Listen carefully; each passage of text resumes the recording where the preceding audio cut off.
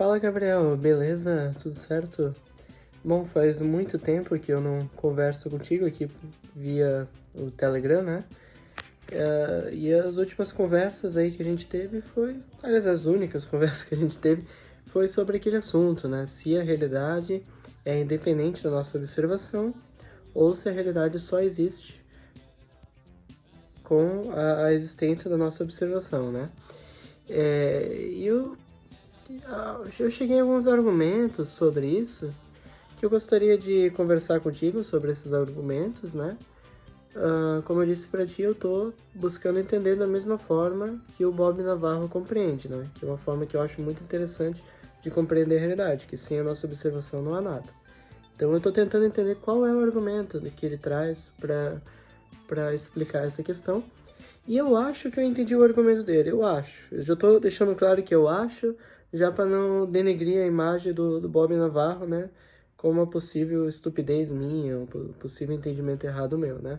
Mas, assim, eu vou trazer esse argumento aqui e eu gostaria que, obviamente, você vai vir e vai tentar negar esse argumento, né? Esse é o objetivo, né? Pra gente testar as ideias.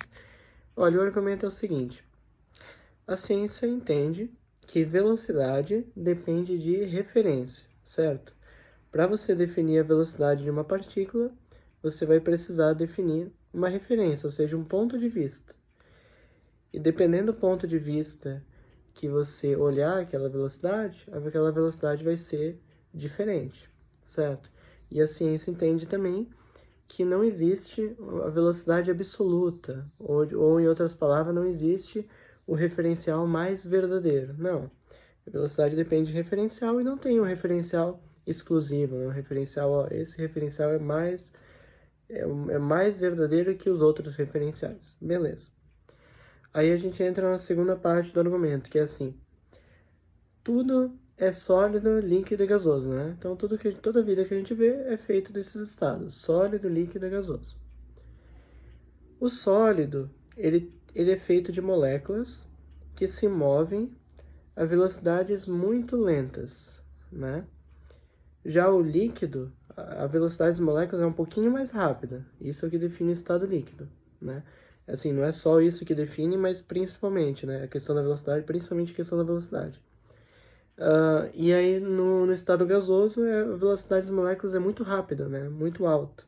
Isso define o estado gasoso, correto?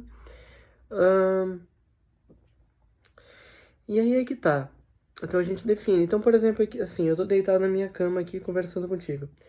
A minha cama, ela é sólida, certo? Então eu defino, né, a ciência define, que a velocidade das partículas que compõem a minha cama é uma velocidade lenta. Isso que define o estado sólido.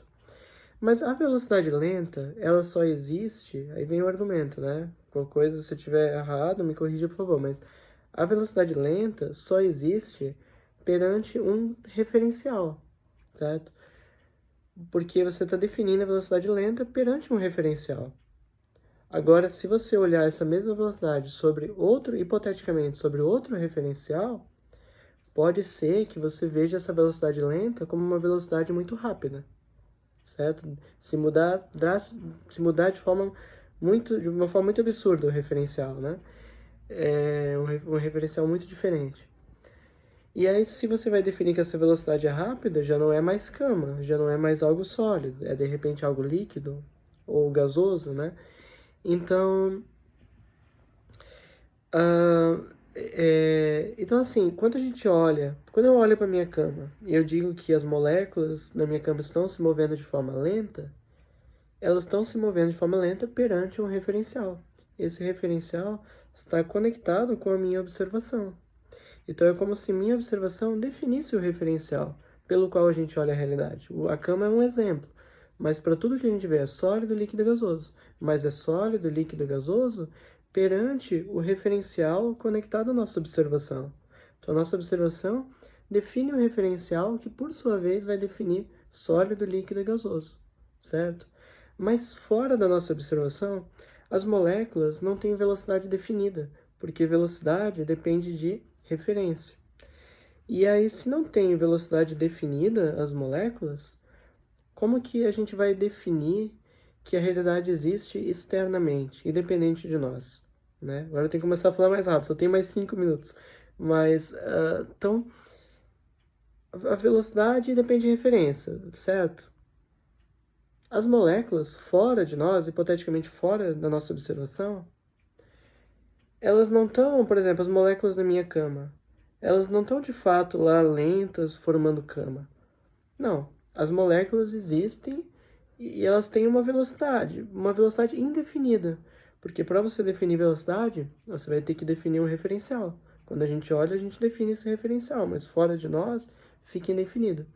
Se a gente chegar nessa conclusão, se essa conclusão estiver certa, que fora de nós o referencial não é indefinido, então a gente não pode chegar na conclusão de que fora da nossa observação a realidade está lá montada, né? Com as partículas tudo formando. Eu estou vendo meu ventilador aqui, formando ventilador, formando cortina, formando cama, formando quarto. Não. Fora da nossa observação é indefinida a velocidade da partícula. E logo, não há essa realidade feita de sólido, líquido e gasoso. Aí entra a questão da decoerência quântica. Porque se não há as partículas em coesão, né, interagindo umas com as outras, formando algo, então a gente também não pode dizer que está havendo a decoerência quântica, fora da nossa observação. Porque conforme as partículas vão interagindo umas com as outras, vai gerando a decoerência quântica, né? E aí, aí que a ciência diz que não, as partículas estão lá, a vida está lá tudo bem definidinho, e é por isso que a nossa observação não tem nada a ver com a realidade, né? E aí eles usam esse argumento para falar da dupla fenda também, que eles querem dizer que não tem nada a ver com a nossa observação. Mas, se a gente considerar que fora da nossa observação a realidade não está montada, então se as partículas não estão em coesão entre si, então não há decoerência quântica. Se não há decoerência quântica, não há perda do estado quântico das partículas. Então aí que eu cheguei na conclusão que sem a nossa observação é como se, hipoteticamente, tudo é onda para todo lado, tudo é um estado de sobreposição quântica e tudo mais, porque as partículas não estão em coesão, não estão interagindo assim, não tem decoerência quântica. E até que o ser humano vá e observe. Quando o ser humano observa, o ser humano define a velocidade das partículas, que aí sim define a coesão das partículas, e definindo a coesão das partículas, quando de coesão é a interação entre partículas, né? Interação entre partículas forma cama, interação entre partículas forma parede, né? E assim vai. Aí com essa interação, aí sim acontece a decoerência quântica, mas isso vem depois da nossa observação, entende? E resumidamente, esse foi o argumento que eu cheguei escutando o Bob Navarro, né?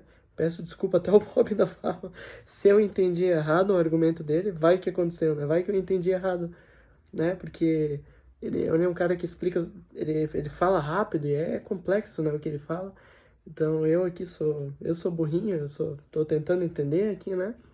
E eu tô vindo aqui na humildade, dando esse argumento, né? Não tô vindo aqui, Gabriel, não sei o que, blá blá. Não, eu tô vindo aqui testar esse argumento com você. Você me ajudou bastante nos outros vídeos, inclusive, com os argumentos que eu trouxe nos vídeos passados. E esse argumento aqui, eu acho que vai ser muito interessante conversar com você sobre isso. De repente você pode vir no vídeo ali e dizer, não, você tá errado por causa disso, disso, disso. Eu vou dizer, caramba, é verdade. Eu não vou largar o osso, né? Eu realmente acredito que a realidade depende da nossa observação. Então eu vou continuar estudando, continuar pesquisando, né? Não vou largar o osso porque eu acredito nisso e a partir da minha crença eu estudo e tento, né, ver se minha crença tá certa, né? É uma coisa que eu gosto de pesquisar, né? Então eu gosto de refletir sobre isso. Mas, pelo menos, você vai me ajudar, assim, a ver o erro do argumento, né? Até eu conseguir chegar num argumento que, de repente, alguém não consiga negar, vamos dizer, né? Então, acho que vai ser interessante, né? E é isso. Beleza, Gabriel? Acho que deu, graças a Deus, é pra falar tudo nos minutos certos aí, né? Agora já vai dar 10 minutos, aí já tem que encerrar. Nossa, tô com a pele oleosa, assim, todo... Mas tudo bem, né? O mais importante é a mensagem, que é a conversa e não ficar bonito no vídeo, né? Valeu, Gabriel. Tamo junto. Beleza?